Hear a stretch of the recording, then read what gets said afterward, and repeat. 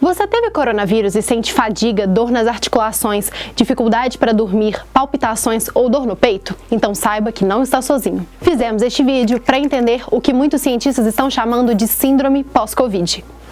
À medida que o coronavírus avança pelo mundo, médicos e pesquisadores descobrem mais sobre a doença. Com a recuperação dos pacientes que testaram positivo, o pós-Covid também começou a ser pesquisado. E as sequelas deixadas pelo vírus têm gerado muita preocupação. Atualmente, a Covid-19 é reconhecida como uma enfermidade que ataca múltiplos órgãos com um amplo espectro de manifestações. Há relatos crescentes de efeitos persistentes e prolongados que duram após meses depois da infecção. Eu fiquei doente praticamente 2 meses.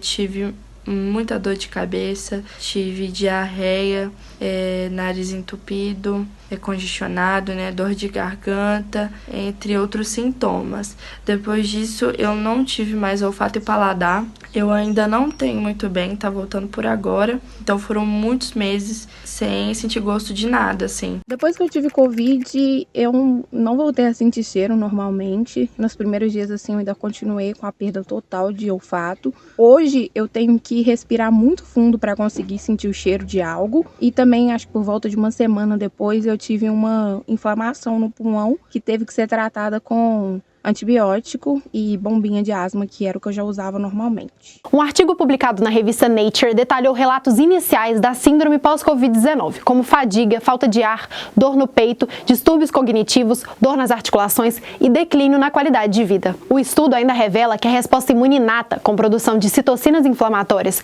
e um estado pró-coagulante induzido pela infecção por SARS-CoV-2, podem contribuir para o surgimento dessas sequelas. Pessoas que sobreviveram a infecções anteriores, como a síndrome respiratória aguda grave de 2003 e a síndrome respiratória do Oriente Médio em 2012 demonstraram ter sintomas semelhantes, reforçando a preocupação dos cientistas com as sequelas deixadas pela Covid-19. Quando a gente fala assim, mas a Covid não afeta somente o pulmão? Não é bem assim. A gente precisa entender que a gente sempre falou sobre ECA2, que é a enzima conversora de angiotensina 2. É o receptor que nós temos na nossa célula, que no caso o vírus usa a glicoproteína spike, que é a glicoproteína S, que é a proteína S que o pessoal chama, e ela funciona como se fosse uma chave. A gente precisa entender aonde que nós temos de fato em abundância esse tipo de receptor. E não é somente no pulmão. No pulmão a gente tem ali, e a afinidade que o vírus tem é de fato com o pneumócito do tipo 2, que está lá no interior dos alvéolos, é por isso que a gente tem uma insuficiência respiratória.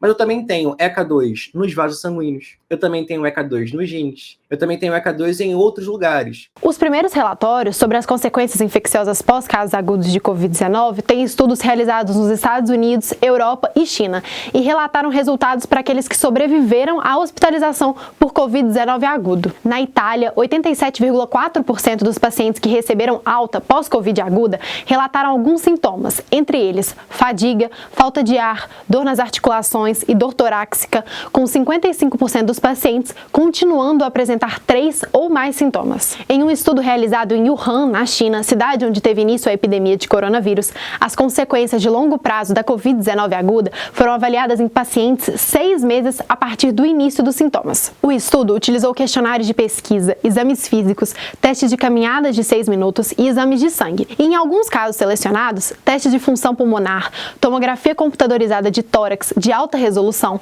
e ultrassonografia para avaliação das lesões causadas pela Covid-19. A maioria dos pacientes relatou pelo menos um sintoma.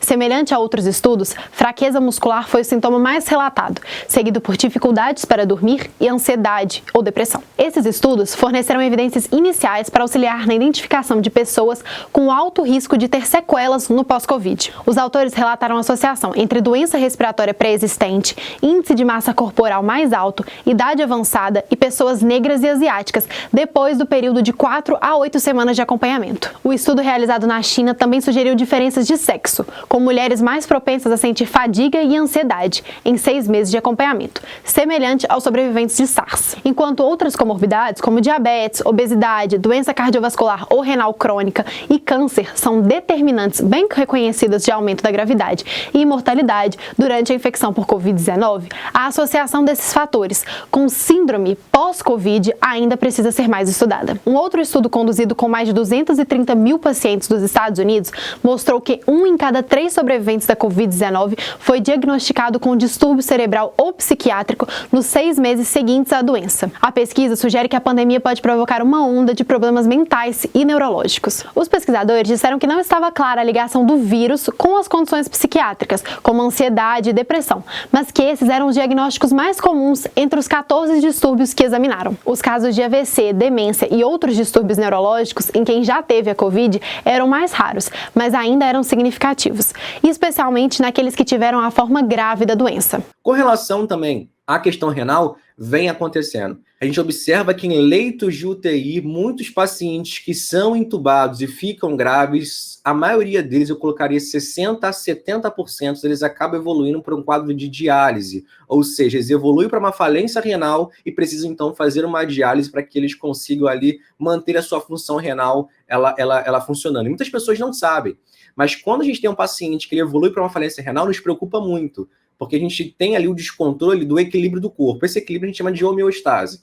Quando o corpo não consegue, de fato, tirar os eletrólitos, filtrar, de fato, o sangue. Então, a gente tem problemas ali que de fato, nos preocupam e pode desestabilizar o paciente muito mais. No Brasil, dos 5% dos pacientes que estão entubados com quadros graves de coronavírus, metade precisa passar por diálise, segundo a Sociedade Brasileira de Nefrologia. Quando o quadro é muito grave, o paciente pode ter lesões renais e precisar de hemodiálise porque o rim para de funcionar. Os estudos sobre as sequelas deixadas pela Covid-19 ainda estão no início e certamente muita coisa ainda precisa ser esclarecida, como a identificação de grupos de risco e as melhores formas de acompanhar e tratar as vítimas dessa síndrome. A gente vê uma pandemia causando outras pandemias com esses tipos de condições clínicas. Então, a gente vai ter, de fato, pessoas mais lá na frente com relação a estresse, com relação à depressão e outras questões. Aí, eu entro na questão de gestores públicos e, no caso, de prefeitos, governadores e também o presidente, de fato. A gente precisa, o quanto antes, implementar medidas de saúde pública que atentem, como, por exemplo, os centros de tratamento de referência de pacientes pós-Covid. A gente tem, de fato, lesões pulmonares que precisam ser tratadas por fisioterapeutas. A gente tem lesões neurológicas que precisam ser acompanhadas por psiquiatras e também psicólogos, como, por exemplo, terapias. A gente tem diversas questões, como, por exemplo, pessoas que não sentem mais o gosto, não conseguem se alimentar bem, e elas entram num quadro de anemia, por exemplo, então precisa de ajuda de um nutricionista. Então, é necessário pensar nesses efeitos pós. O Brasil ainda pensa, de fato, na pandemia, e tem que pensar porque a gente está, de fato, com a pandemia descontrolada no nosso território. Mas não podemos deixar de pensar nas ações pós. Enquanto isso, o Brasil vive a pior fase da pandemia. Então, cuide-se, pratique distanciamento social, use máscara, lave as mãos. Se possível, fique em casa. Para mais vídeos como este, acesse o nosso canal.